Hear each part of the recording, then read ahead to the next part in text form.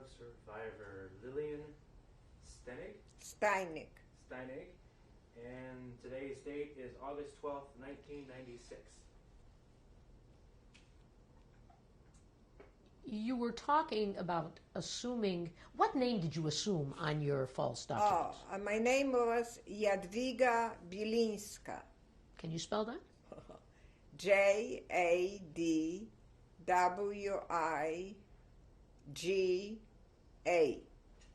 Bielińska, Bilinska.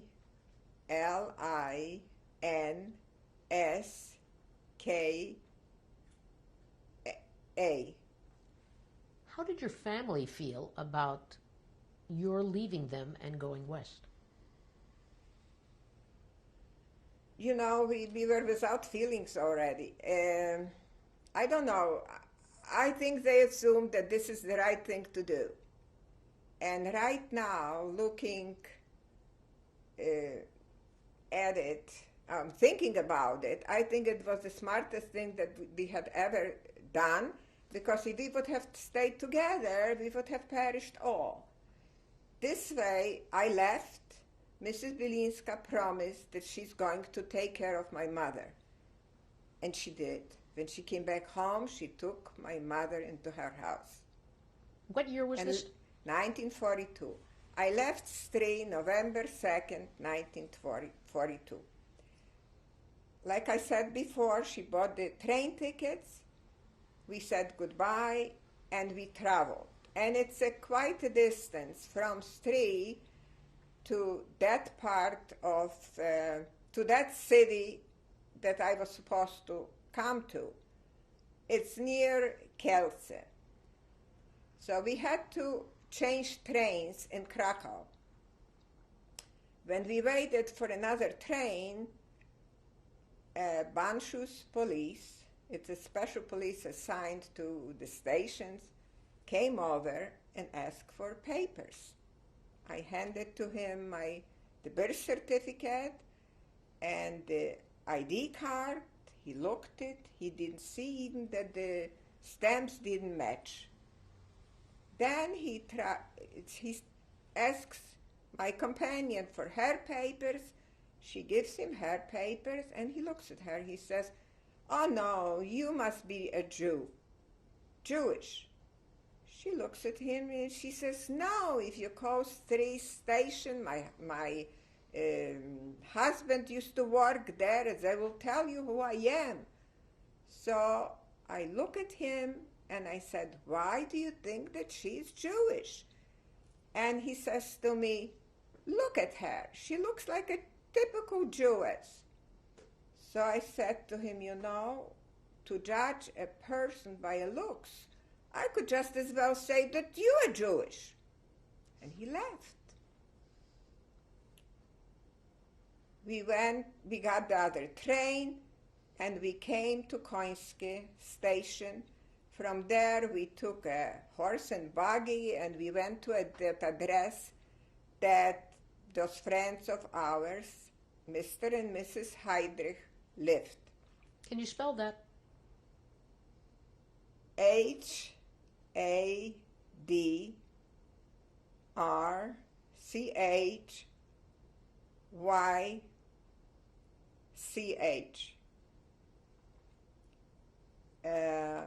I knocked at the door, and I see Irene Heydrich and a little girl, her daughter. She was then maybe 3 or 4 years old. And the first thing, she was shocked seeing me. And the first thing I told her, "Look, can I talk to you in private?" So we went to separate rooms so the little girl shouldn't hear us. And I told her, "I have a birth certificate. I have an ID card in Polish name. And if I could please stay with you." And we figured, she looks at me and she agreed. So when her husband came home, he also agreed. And we figured out, they will tell all their friends that a cousin of hers came from the eastern part of Poland because she was afraid that the Germans are going to take her to forced work, and I tried to be with them.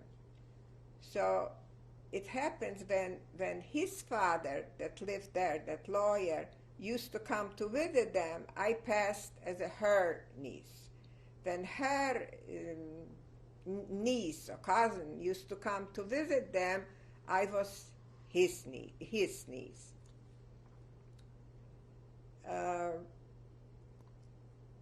They were poor.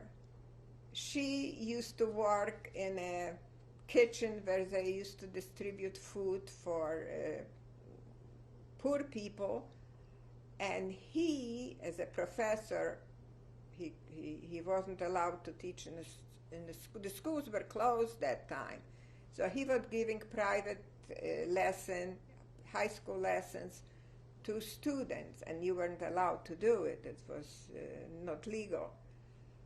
And I started taking care of the household. I didn't know before how to even boil some water, and here I learned a lot, how to cook, and I cleaned. And then I found out that in that particular town, they had many factories where they manufactured wool yarn. I was very good with needles and knitting. So I told her, I could make some money this way. And this is what happened. The materials were scarce, so I got my customers there, and I knitted sweaters, dresses, skirts, whatever. And whatever money I made, I gave it to them. From beginning, I used to go with them to church every Sunday. But later on, I figured, look, it didn't matter to me. I prayed to my God. What's the difference? Later on, I said, you know what? I'll tell everybody I go to the first Mass. So I skipped that too. I used to write to Mrs. Bilinska and correspond this way with my parents. And I found out, my mother wrote to me, that she took her in soon as she came back to Stray. And we were in touch till August 1944, when Stray was taken back by the Red Army. Then the correspondence stopped. How did the correspondence pass between you, where you were, and your family? I was writing to Mrs. Bilinska, didn't mention my parents' names, and then they were writing to normal letters. So from August 1944 until I was liberated, which was sometimes in February 1945, I didn't know if my parents are alive or if they're dead.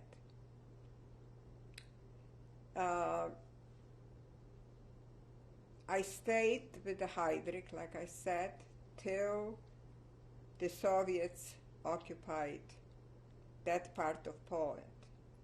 It was February 1945. I just couldn't wait. I said, I have to go back home.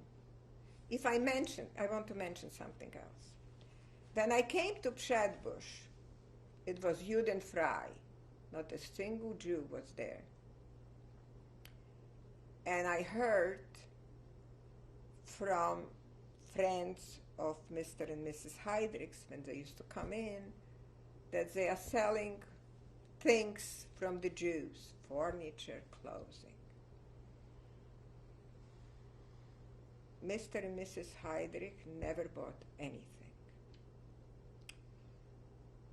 Now, after I was liberated, I wanted to go home. So how do you go home? The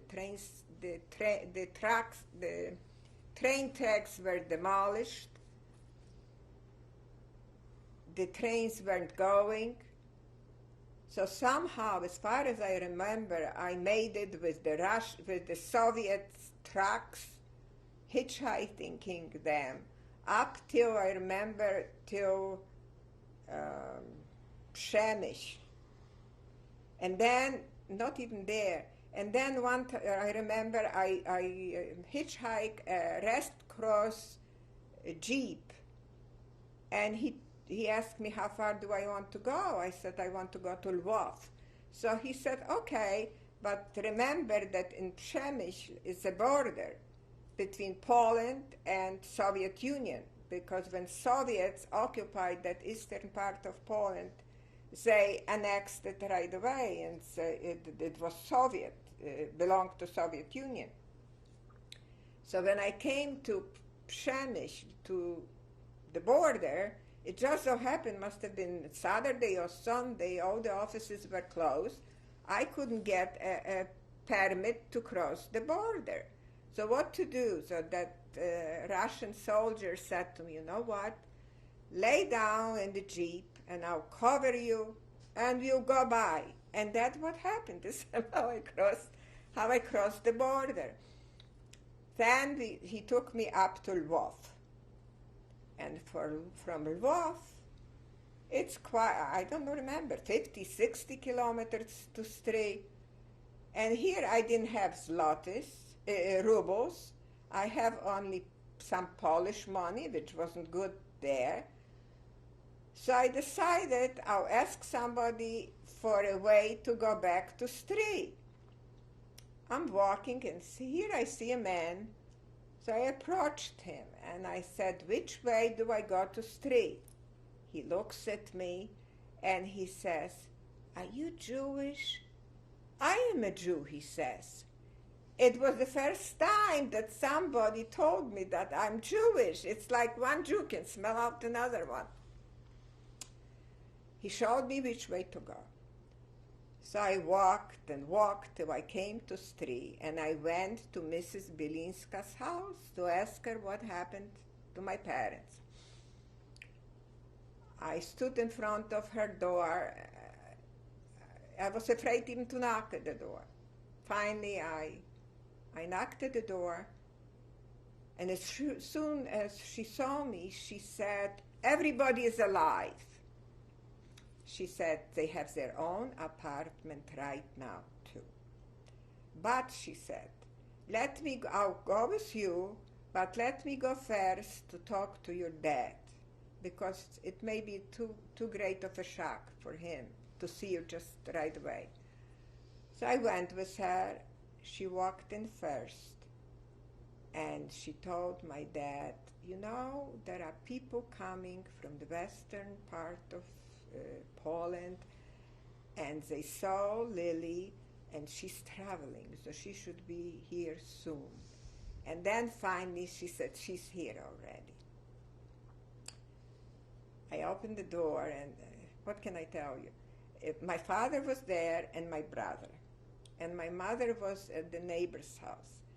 Meanwhile, with them, there was an orphan, a cousin's son that they took in, living with them. His parents perished. And he runs out to get my mother. So he goes to the neighbor's house where my mother was, and he says, and Rose, Lily is here. And she says, oh, please, don't make jokes. She wouldn't believe it. Then she came. And the reunion, I think that this was the happiest day of my life. Can you describe? It was wonderful. Can you describe it? No, you can't describe it. You have to relive it. It was the best. Because it was unbelievable how a whole family could survive. And now I'll tell you how they survived. She took my mother first. You know, my mother told me she used to hide in those wardrobes, European wardrobes. If somebody knocked at the door, my mother went into the wardrobe. Later on, when I left Stri, my father was working at the sawmill with my brother. And when I left, it was before they even made the ghetto. When my father found out they're going to soon close in the ghetto, he approached again Mrs. Bilinska, and she took my father and my brother in, and she kept them in a cellar. So it wasn't a basement, it was a plain cellar. And they stayed with her and my mother to the end of the war. But she had another helper there.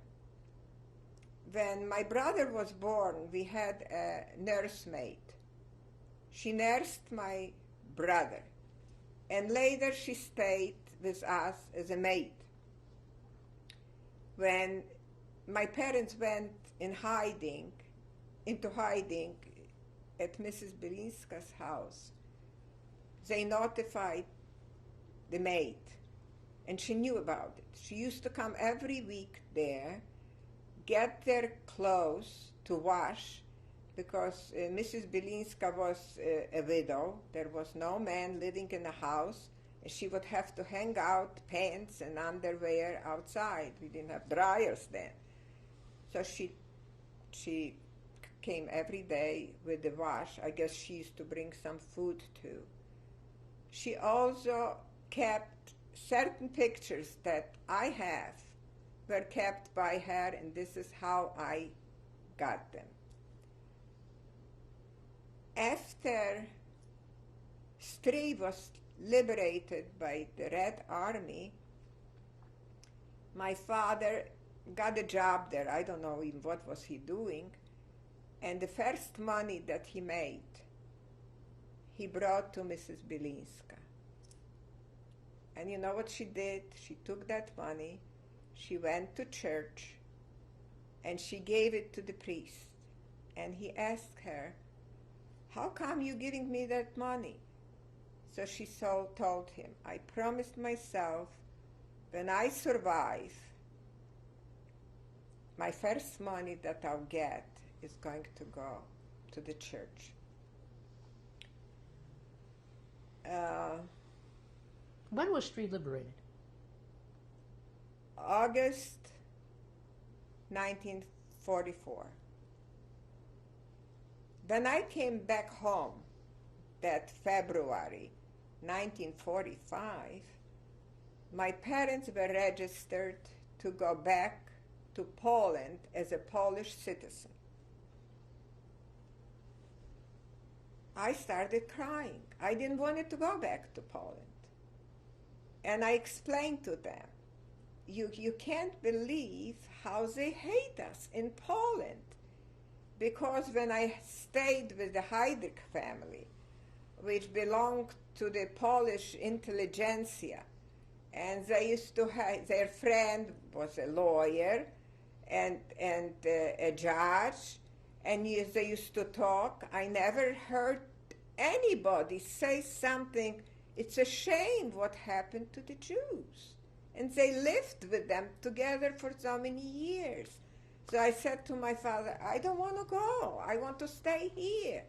No, my father said, "No, we have to get out of here." But it was a problem with me. I came to Stri without any papers. I came illegitimate. I smuggled the border. So through some connections, I don't know, he was able to get some papers for me and add to the list of others that were repatriated to Poland. And I stayed in Stri only 2 weeks. And we went back, and we went from Stri to Krakow. Normally you go by train maybe 2-3 hours. We were going 3 weeks.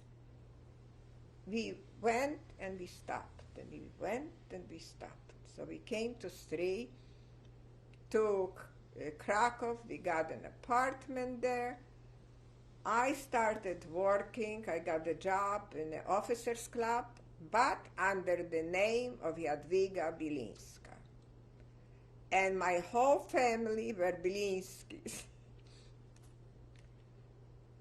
we stayed in Krakow till 1946, must have been August or September. It was soon after the Kielce pogrom. When they had the pogrom in Kielce, I believe it was sometimes in June, I said to my parents, I'm not staying here anymore. We have to get out. And in that pogrom, a girlfriend of mine that survived with a mother, her mother was killed. So illegally, we went from Krakow with transports as a Czechoslovakian or Austrian Jews. We came to, I remember first to Vienna. We stayed there in a place that belonged to Rothschild. And from there, we went to Linz, to displaced persons camp. We stayed in the displaced persons camp until January 1949. At the camp, we didn't live inside the camp, but we lived on a street adjoining the camp. We got an apartment. My father got a job in the committee there. I remember Joint was helping us and UNRWA was helping us. And I got a job in Linz in the Jewish Identity Center, which was run by Simon Wiesenthal. I was doing some typing, some clerking, and I think my young brother was helping out there too. As far as I remember, that time Wiesenthal gathered the information about the witnesses for the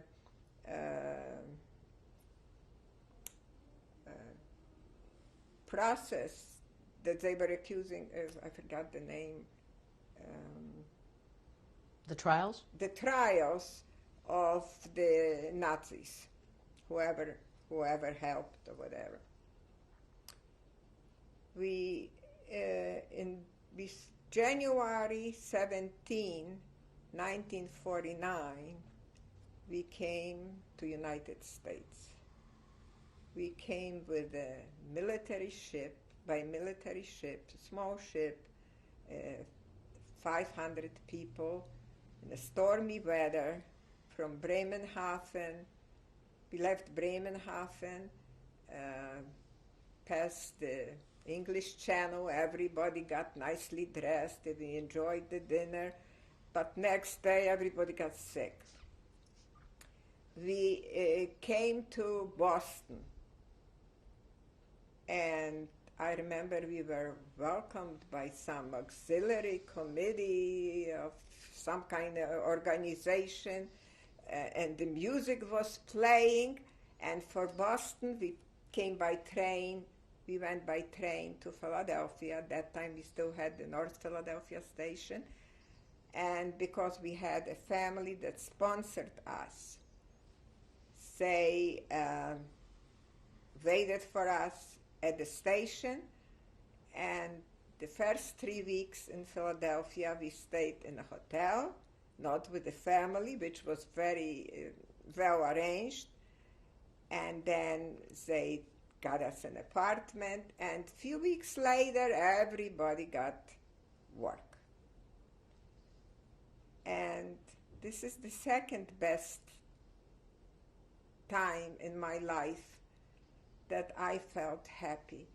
I just wanted a roof over my head, and nobody should be afraid of somebody in the back. Nobody should ask me about any identification papers. Nobody should ask me about religion. Life in Philadelphia, it was difficult. Language barrier, even though I spoke a little English, but it was British accent, couldn't understand the American accents, but I was happy. And I raised my family in difficult circumstances. But they're good children. I have 4 children, 5 grandchildren, 1 step-grandson. They are great. And I think I personally appreciate every day. It was like a second chance in my life. And now, when I'm already old, when I can get up in the morning and move around and speak and go wherever I want, I'm the happiest one. I don't care about money. I never did, because money is, like they say, it's round and comes and goes. Just peace of mind, which is very important. And I came out with my story because I felt that it's important to know that a small percentage of people were still good. It's just like few rays of sunshine through the cloud. 3 families helped us with no reward, with no money. And it's, to me, the whole, I can't believe, I think that I'm telling a story about somebody else, not me. I still can't believe how it all fell into place. It's like a puzzle with different pieces. And I believe if I wouldn't made the first move, we would have perished. And let it be a lesson to others that if you see a person in need, you do help. You just don't turn away or point fingers like others did. This is a Jew and this is a Jew. Because a lot of Jews would have survived because the Germans actually didn't know who is Jewish. The Polish neighbors, the Ukrainian neighbors, they knew because they lived amongst us. So let's live and let others live. L'chaim. Did other members, your mother and father, your brother and yourself, survived? What Yes. happened to the other members of your family? My father's parents died. They were in the Jewish quarters, but they died natural death.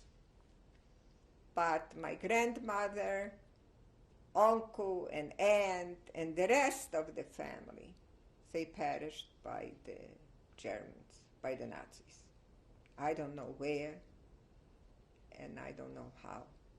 Nobody came back. Did your father and mother ever know what happened to them? Did they have any indication at all? No.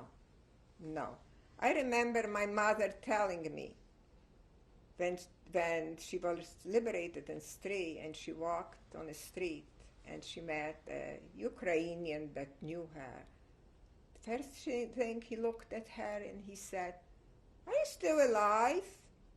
So she says, "Oh yeah, if there are only 2 seats, there will be more of us." And it's true.